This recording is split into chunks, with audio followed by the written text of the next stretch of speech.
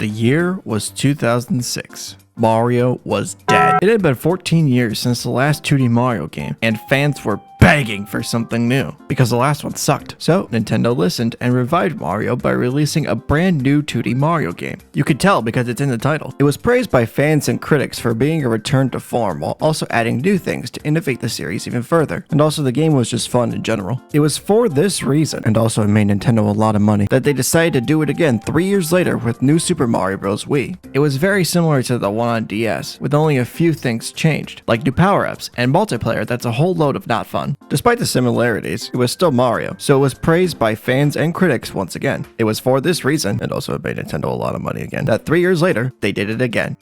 Twice. They made two of the exact same games in the same year, those being New Super Mario Bros. 2 and U. Look at them. Name a single difference between the two.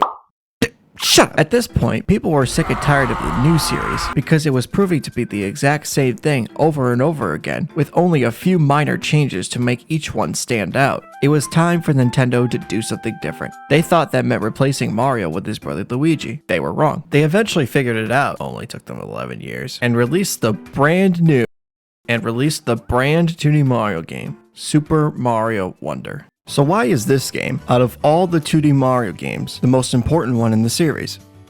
I don't know. I think there's three main reasons why. The first being that it ended the 17-year-long wait for something completely new. We got 3 new 2D Mario games in between the DS one and Wonder, and while they all had slight differences, they felt very similar to one another. People wanted something completely different because each entry always has been something completely different. Except for Lost Levels, that's the exception I don't like to think about. By the time 2012 rolled around and we got 2 more new games, people had enough. And I think Nintendo had enough too, because they did a complete 180 with Wonder and made what is the best 2D Mario game to date. That's the second reason, by the way. I don't think there's a single bad 2D Mario game, except for that one. I hate that one. But while the rest of them are like a 7 or an 8, Wonder is beyond that, standing on top at a solid 9.1. There is so much here to look at that I don't really know where to start. So I'm going to talk about everything all at once. Okay, never mind. That was a bad idea. How about we start with the most prevalent part of the game, the Wonder effects. Every stage has one, and while there are some that are shared between levels, most of them are different from each other. You could become a Goomba, which is the smartest decision Nintendo ever made. There's the part where this thing goes like, whee! You could become a slime, or as I like to call it, Bull Man! And it has really good music to go with it. There's also this.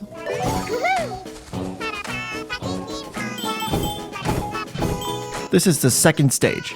You know Nintendo's confident when they use this for the second stage. Speaking of the second stage, badges are brand new to the game and are really cool. Don't ask how these two are related. I don't know either. There's one that lets you paraglide like Zelda can in that one game, a spin that acts as a double jump, a wall jump that lets you go up instead of sideways. There's a grappling vine that's just full of the exaggerated swagger of a black team. There's a spin that acts as a double jump. This one makes water levels tolerable. Did I mention there's a spin that acts as a double jump? The developers implemented badges to incentivize players to play levels over and over again in different ways. But they made this one way more overpowered than the rest, so there's no reason to use anything else. Good job. Along with the returning Fire Flower and Mushroom and Star, there are 3 new power-ups: Drill, Bubble, and Elephant. The Drill is severely underrated. I love this thing. You can dig into the ceiling, which makes it feel like you're breaking the game. On the other end, Bubble actually breaks the game, if you can pull it off. And finally, of course, the Elephant. Why an elephant? I don't know, but it's still cool. They pulled a Mecha Kirby and gave it like 50 moves, like smacking stuff with your trunk, watering plants and the rip-off toads, and the music changes for most stages when you're using it.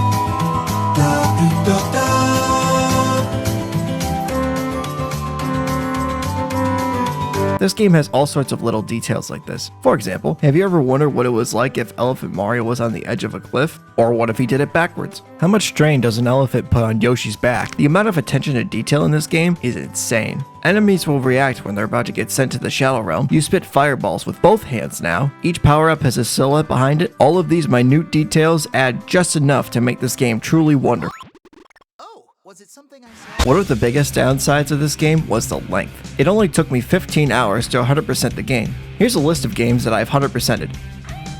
Wow. The only reason I did it was because I wanted more after beating the main story. And even after completing the game, I still want more. This got me thinking, what does the future of 2D Mario have in store? This game has innovated the series so significantly that if they were to do anything less than what they did for this game, it would feel weak compared to what this game did. This is why I believe that the games will only get better from this point, because this game sets an excellent precedent, which is the third reason why this game is the most important 2D Mario. In an interview with Takeshi Tezuka, some random guy I found on the street, he said they came up with thousands of ideas for Wonder. If you were to dissect this game piece by piece, you would probably find over 1,000 ideas in this game alone. But what about the other ideas they didn't put in the game? What about ideas they come up with in the future? The possibilities are quite literally endless. Even if they were to make a sequel or a line of sequels to Wonder similar to the new series, each entry could be distinct from one another thanks to the limitless potential of the power-ups. Make them a giraffe next time, why not? Badges, how about one like the feather from Celeste? I don't know, it was the first thing that popped into my head. And the Wonder effects especially. This thing has the potential to be even better than it is in this game. Let me turn into a Koopa. Or how about more music levels? Those are fun. Or how about how I wish the game ended, with Mario turning into a castle and fighting against Bowser Castle in a castle v castle duel to the death. Because of the endless possibilities, I can't wait to see what the next game has in store.